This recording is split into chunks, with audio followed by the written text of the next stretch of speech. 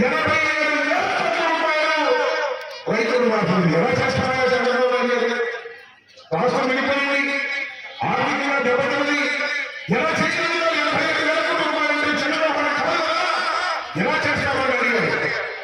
నేను చేస్తాను చూడండి, నేను ఎకనామిక్స్ లో ఎంఎస్ చదివాను తిరుపతిలో, నాకు ఓట్లు వేయండి, నన్ను గెలిపించండి, మీ డబ్బులు తక్కువ చేసే బాధ్యత నాది అని చెప్పాడు. రైతులకు ఏం చెప్పాడు? రైతులారా పొరపాటున స్టేట్ బ్యాంకులు, ఆంధ్ర బ్యాంకులు, ఆ బ్యాంకులు వస్తారో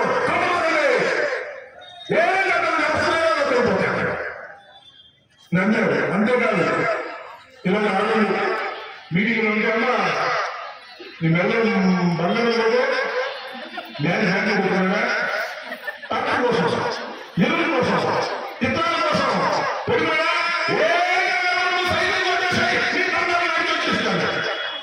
అది బంగారం వడ్డీలు మాఫీ చేసి బ్యాంకు ఫోన్ చేసి అమ్మా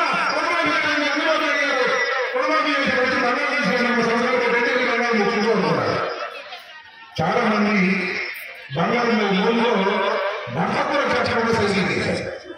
మా పంట మునిగింది. 88,994 ఓట్లు నేను ఓడిపోయాను.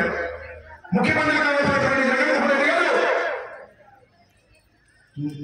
175 సీట్లు పోటీ చేస్తే 60 నుంచి ఆగిపోయింది.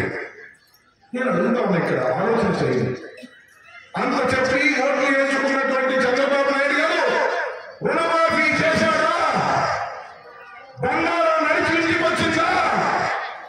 చెయ్యలేదు. పైగా బంగారం ఇంటికి రాలేదు, ఏలాంటి వచ్చింది కాకపోతే 2 ఏళ్ళ చేశాడంటే 85,000 కోట్ల రూపాయలు మొత్తం ఉంటే చేశాడంటే కోట్ల కంపెనీ చేసేసాడు. ఆ కోట్ల కంపెనీ గారు చెప్పి ఏమనంటే 1 లక్ష రూపాయలు రద్దు చేయడం. ఎంతున్నా 1 లక్ష, 10 లక్షలున్నా, 20 లక్షలున్నా, 30 లక్షలున్నా, 10 లక్షలు ఏమన్నా 1 లక్ష నేను 2 లక్షలు చేస్తాను అంటే పోటీ సస్పెండ్ వచ్చినంత వేసేసాం. తల్లికి ఎక్కడ అధికారంగా కూర్చున్నాడు. సరే 2 లక్షలు అది కూడా స్కేల్ ఆఫ్ ఫైనాన్స్ అన్నాడు, ఇన్స్టాల్మెంట్స్ అన్నాడు.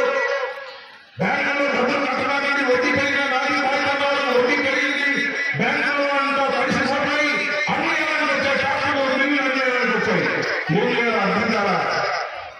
87,000 కోట్ల రూపాయలు కాదు, 15,000 కోట్ల రూపాయలు మాత్రం నకిలీ చోటు చేశారు. ఎవరైనా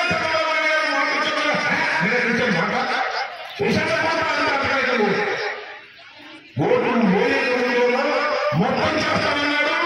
ఓటు వేసిన తర్వాత దళా చేసినటువంటి పెద్ద మనిషి చంద్రబాబు నాయుడు గారు అది సవాల్ పెడతాడే ఏం లేకుండా తప్పలేదు. అక్కడ నేను అన్నం సాగుతా మొత్తం ముంచి వెళ్ళినటువంటి వ్యక్తి చంద్రబాబు నాయుడు. నేను అన్నం చేస్తున్నా. ఏ మాట జగన్మోహన్ రెడ్డి గారు ఇచ్చారో ఆ మాట నిలబెట్టుకున్నటువంటి వ్యక్తి జగన్మోహన్ రెడ్డి గారిని గుండె మీద చేయి వేసుకొని చెప్తున్నానమ్మా. ఒక శాసనసభ్యుడిగా, ఒక మంత్రి గారి మాట చెప్తున్నా.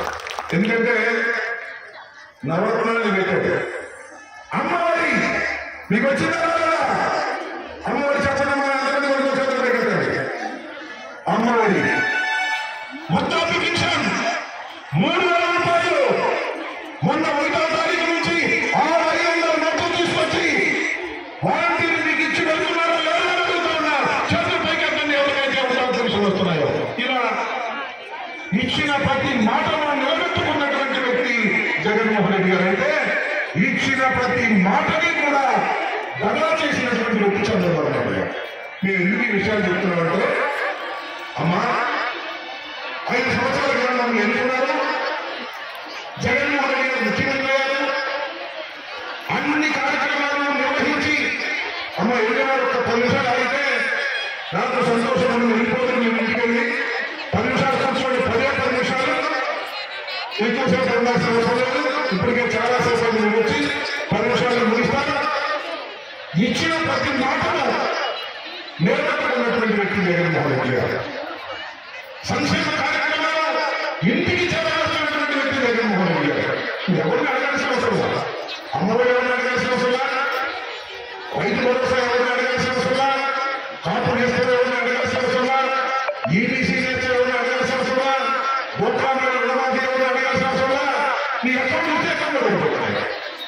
ఇప్పటికే 4వ విడత ప్రారంభమైంది. 4వ విడతలో మీకు అందరికీ పడకపోవచ్చు, 30% 40% పడుతుంది. ఈ 4వ విడత ఎవరికైతే డబ్బులు పడ్డాయో వాళ్ళందరూ ఒకసారి చేతులు పైకెత్తమ్మా. కొంతమంది పడ్డాయి, కొంతమందికి నీటికి అయిపోయిన వర్షాలు పడతాయి. అనుకున్న మాట ప్రకారం నెరవేర్చడానికి ఈ ప్రభుత్వం ఉన్నది. మా బాధ ఏంటంటే 5 సంవత్సరాలు మేము పరిపాలన చేశాం. 5 సంవత్సరాల తర్వాత మళ్ళా ఎన్నికలు వచ్చాయి. ఒక 2 మాసాల్లో ఎన్నికలు రాబోతున్నాయి. మళ్ళా మీ అందరూ కూడా మేము కోరుకునేది మేము చక్కని పరిపాలన అందించాం, నిష్కల్మషమైన పరిపాలన అందించాం, నీతి నిజాయితీతో కలిగిన పరిపాలన అందించాం. ఇచ్చిన మాటలు నిలబెట్టుకున్నటువంటి ప్రభుత్వంగా మేము ముగించుకున్నాం. మిమ్మల్ని సేవ చేసేటువంటి ప్రభుత్వం కాబట్టి మీరు ప్రతి ఒక్కరూ కూడా వాళ్ళ జగన్మోహన్ రెడ్డి గారిని ఆశీర్వదించాలని మీరు కోరేందుకే ఈ సమావేశాన్ని నేను ఏర్పాటు చేశాను. చెప్పింది చేశారా లేదా? జగన్మోహన్ రెడ్డి గారు చెప్పింది ప్రతి చేసి మీకు నిరూపించుకున్నాడు కాబట్టి జగన్మోహన్ రెడ్డి గారు మొన్నగా మాట్లాడాడు. మీరు విన్నారా? బెంగళూరు మీటింగ్లో టీవీలో కనపడింది.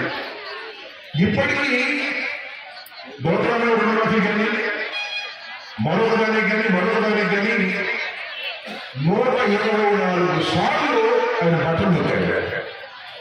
124 సార్లు బటన్ నొక్కితే మీ అకౌంట్స్ లో డబ్బులు పడ్డాయి.